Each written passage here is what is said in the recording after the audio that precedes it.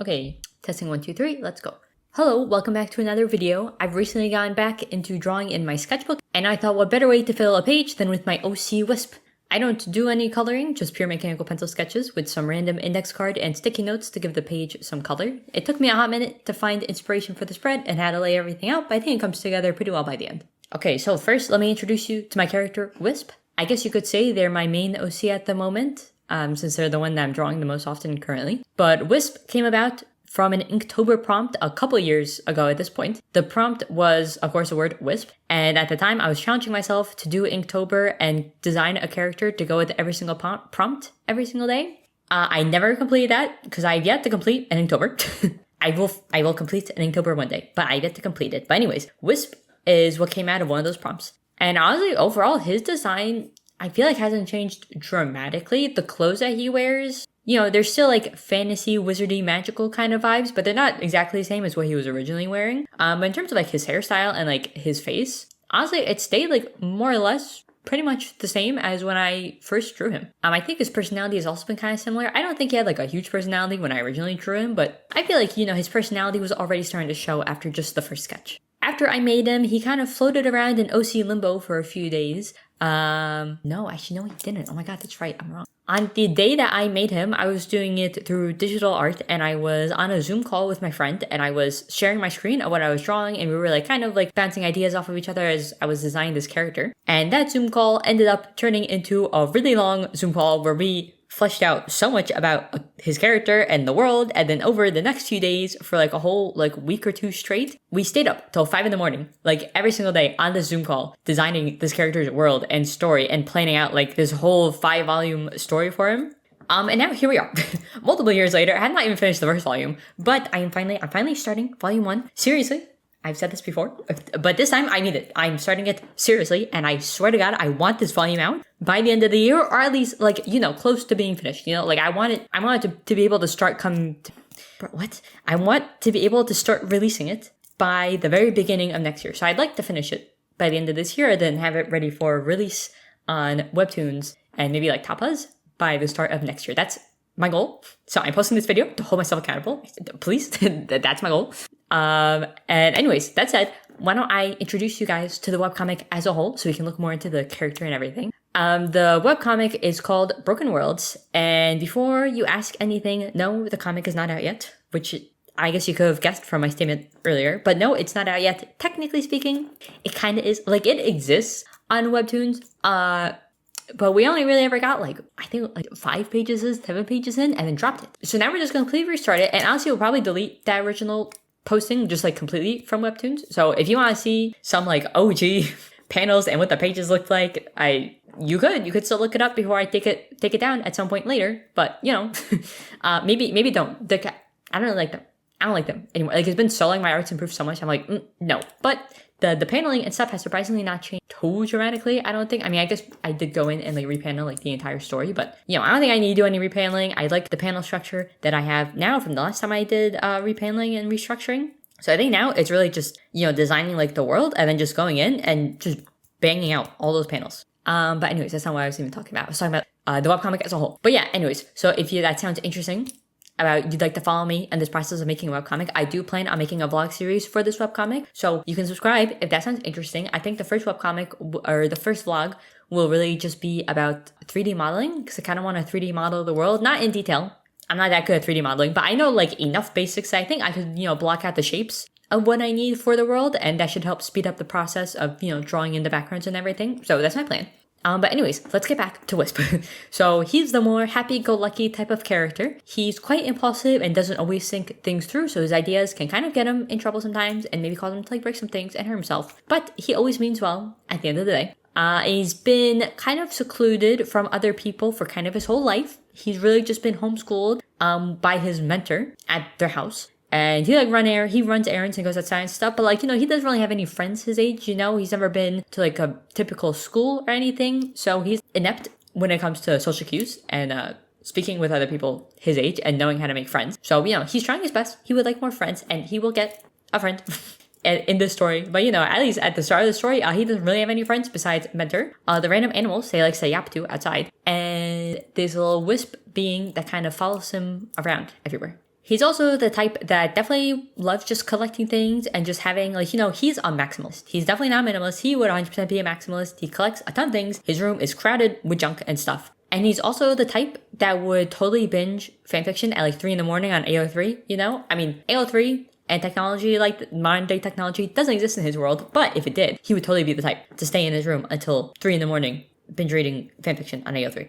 His impulsiveness that he has can also come through in the way he uses his magic. His magic tends to come out more sporadic and like messy, I guess you could say, and quite powerful, which is quite different from his mentor, who has much more sturdy and controlled magic. He's also hell old, but, magic styles are very different. And he definitely prefers probably more along the lines of illusion magic, because then he can play pranks on people and stuff like that. But I think that he also enjoys fire magic, because fire is pretty cool. And he likes fire. He likes staring at fire and watching fire. And who doesn't? So, I think his favorite is probably going to be illusion and fire magic, and then whatever spells he can use to just make his chores easier.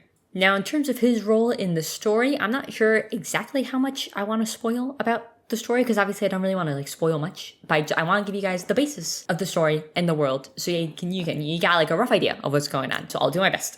But anyways, in this world, there's a realm for magical beings and regular humans. Basically think Harry Potter, you got Hogwarts, whatever, and then the Muggles, whatever. The two realms used to get along before there is a pretty big misunderstanding a couple hundred years ago, and it caused a split between the two, and now any magical beings kind of get hunted down in the human world if, people figure out that they're magical beings. So most of the magical beings just kind of chill in the magical realm now. They don't really go to the human world, but there are still plenty of magical beings that do just kind of go into the human world, because most magical beings can pass as human. So they'll go and just hang out and just not use their magic while they're there, and a few have continued to live in the human world, but in more secluded areas where they can, it's kind of like a village of just other more or less magical beings or humans that are okay with magical beings. But yeah, for the most part, they really don't get along. You don't want to be caught as a magical being, especially anywhere near the capital where the castle is. In terms of time periods, it's honestly your pretty standard, typical fantasy webcomic, medieval-ish, rough time period. I'm not following any real life time period, but it is medieval times in terms of the overall vibe I'm going for, and also no modern day technology, so no phones, no laptops, nothing like that, not even typewriters or anything like that. They're still using quills and paper. Of course, Wisp grew up in the magical world, but he was one of the magical beings that would often visit the human world with his mentor, because his mentor liked to visit, so they would go on special occasions and stuff like that. He's been raised by his mentor since he was basically born, since the house that he was initially born into with his parents was burnt down by some people that were not very happy about his birth, so they burnt down the house. But he survived. Thankfully, he survived. Mentor saved him, and Mentor has basically been raising him since a couple days after he's been born. So basically, to Wisp, Mentor is his father.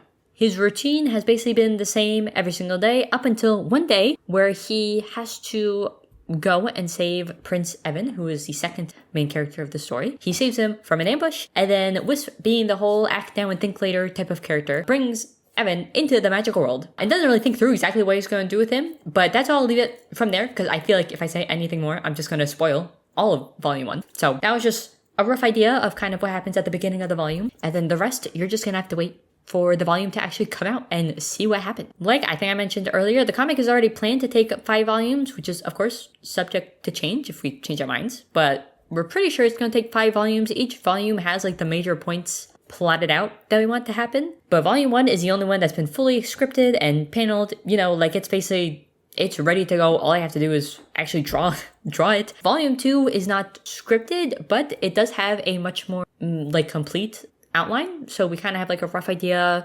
We have a much better idea of everything that's going to happen. And then we still need to actually script out exactly what's going to happen. But volume 2 is partway there. And then volumes 3, 4, and 5 are we just have the major points and that's it. We have not really thought much into exactly how they'll go. But so we are pretty confident that it'll take 5 volumes, which means that this is going to be a multi-year long comic, which will be fun if you enjoy it, since you'll have content for a couple of years. But it's kind of crazy to think that if I really think about it, I was by the time I finish this webcomic, I might be 30, because right now I'm 24. So depending how long each volume takes, I might finish it by the time I'm 30, which is kind of a crazy thing to think about, that this is gonna be take actual multiple years when I really think about it. But anyways, I'm sure it'll be fun. I like the characters, so I'll enjoy it while I can until they're done. Anyways, in terms of future plans for this webcomic, I kind of already mentioned it earlier, but I am in the phase of, I have technically drawn the first couple pages of the webcomic multiple times. At this point, let's not talk about it. I've restarted a million times over, but now I feel like, I'm really at a stage where I'm like, okay, I really just want to get this webcomic out. So this is the last time. I'm starting over,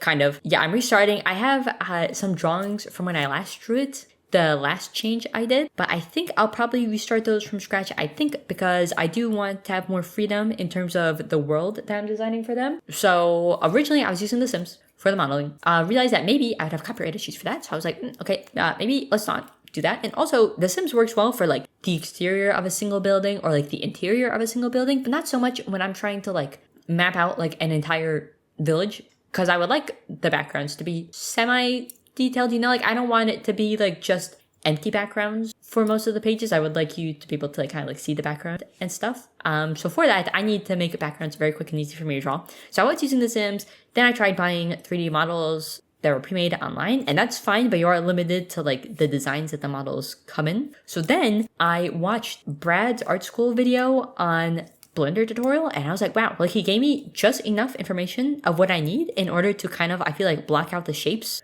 of the buildings and everything I need for the webcomic. So now my plan is for this final rendition is I've already done all the repaneling. I don't think I'm going to change any of that. I think it's fine. I think the character designs are fine. I don't think I'll really change them. I might adjust Mentor's outfit a little bit since I'm still not a huge fan of his outfit. But, besides that, I think their designs will basically stay the way they are. But now I do want to get into Blender to try to model out the buildings I want and all this and that. I'm hoping it'll only take anywhere between 1 to 2 weeks since I don't want to spend that long on it. They're going to be very rough models of the buildings and stuff. I don't want anything too specific. But yeah, I do plan on turning it into a vlog like I stated earlier. So again, if it sounds interesting, you can subscribe and comment what you would like to see in the vlog. I want to try to leave the 3D modeling to only the first vlog since I feel that's probably going to be super interesting to watch. I don't know, would that be interesting to watch? Because it's not I'm making very pretty models. I'm making, models that are really just going to be a bunch of cubes in different shapes and stuff like that. So not really sure if it'll be that interesting to watch. So I kind of want to get it out of the way as quickly as possible. And also I really want to be able to focus on just drawing all of the panels and not having to really worry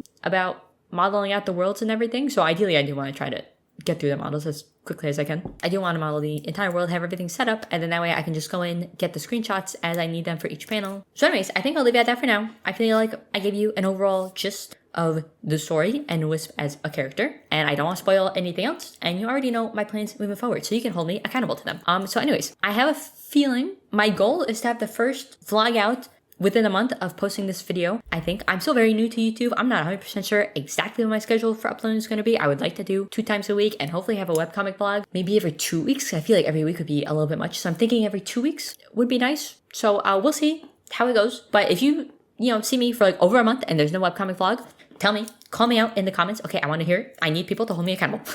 If I want to get this webcomic done, I want to be held accountable for it. So yes, the first volume will be very world building focused, and then after that, it'll really just be me drawing out all the panels in all the subsequent volumes, and then the experience of converting the pages into a webtoon friendly format, since we're first designing for printing first rather than webtoon, even though we're publishing to webtoon first. And then no matter how many fans are reading it, even if it's only just me and Evan, we do plan on printing physical books. We've already looked into it. I already have a couple of physical books left over since we want to print them mainly for ourselves. But also, if people are interested, we would love to print books for other people. So I think no matter what, I probably will have some on sale, because when I was looking at pricing for printing books and everything, I was going to have a ton left over for the same price. So I was like, well, okay, so I'll probably upload those no matter what. But by the time comes to actually set up a store for selling their books and everything, hopefully there'll be a little fan base and people are interested in the book. So if there's anything that you buy, webcomics printed into books from other creators that you really like that they include, maybe a section in the book where they show sketches or something like that, let me know. I'll take that into account so I can remember to add them in the future. But